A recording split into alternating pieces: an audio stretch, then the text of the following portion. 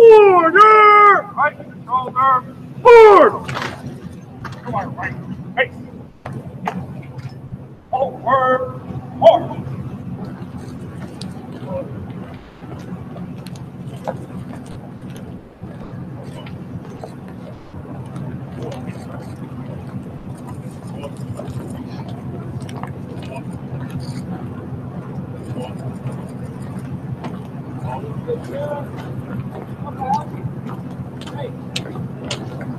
Mark on, pairs, halt.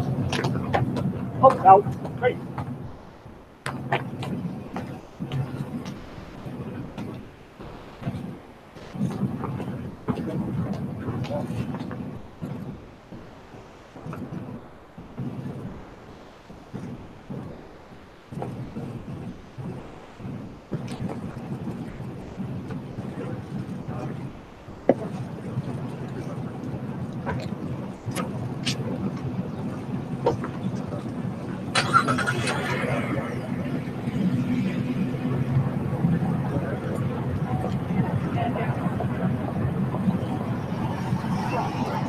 You didn't hear the lyrics, but you heard the song, My Country 'Tis of Thee, which includes, of course, Land Where My Fathers Died.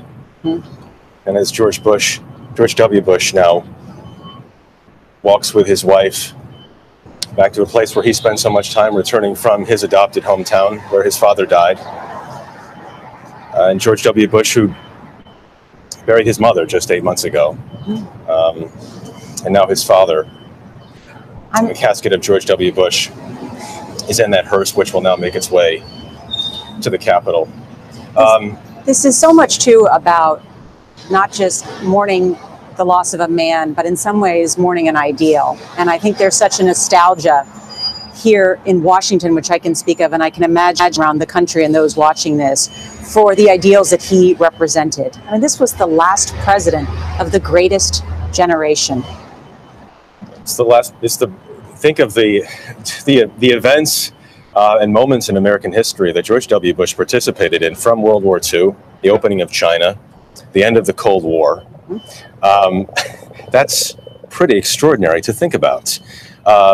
And as you all noted this morning, and it's worth noting again here this afternoon, it's worth thinking about now, but it's also, I think, worth talking about that family and those bonds. And John, I know we stopped earlier, but I did want you to pick up on that point, John Dickerson, that you talked about before, and the sometimes tenuous relationship between father and son Well, I think it's important just to have that context because they had these clashes. There was another one when George W. Bush didn't show up for a job that he had said he was going to, and his father said, "I'm disappointed in you." The reason this was important is that George W. Bush, and he told Nora this in their interview, he always talked about unconditional love with his father. And that was displayed not in the moments when he was doing well, but in the moments when he fell short of his father's standard. And that's the way he talked about his father, as a beacon.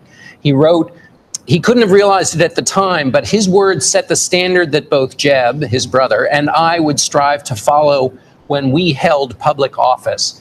And later in his life, George W. Bush would describe himself as a warrior for my dad. When his dad was running for office, George W. Bush was the one who defended him more powerfully and sometimes yelling at reporters strongly than anybody else. And so there's nothing more powerful than a son who tries to live up to their father's standard and then has a father who thinks that that son has indeed met it. And that is where they ended up at the end of their life, with the respect of one president for another. And perhaps most powerfully demonstrated by the fact that 41 didn't kibitz from the sideline a lot about 43 because he knew what the job was like and how hard it was. So he wasn't giving him a lot of Monday morning quarterbacking. And there's... John, go ahead.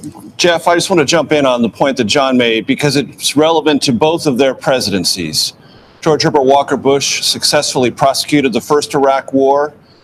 People forget, but at the time there was a Vietnam syndrome. Could we handle an act of war? Could we carry it out? Could we accomplish our mission, do what we set out to do, build an international coalition, and then leave? That's exactly what George Herbert Walker Bush did. Then George W. Bush prosecuted the second Iraq War. Some people thought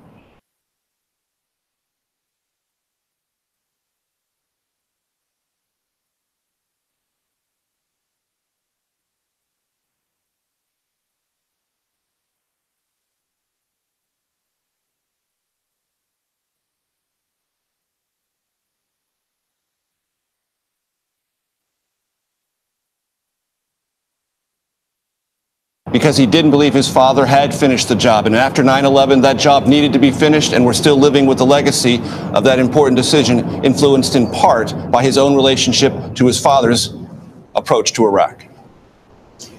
He also succeeded, not only we've talked about his foreign policy successes, but his domestic legislative successes. I mean, he came into office with a Democratic-controlled Congress and actually got stuff done.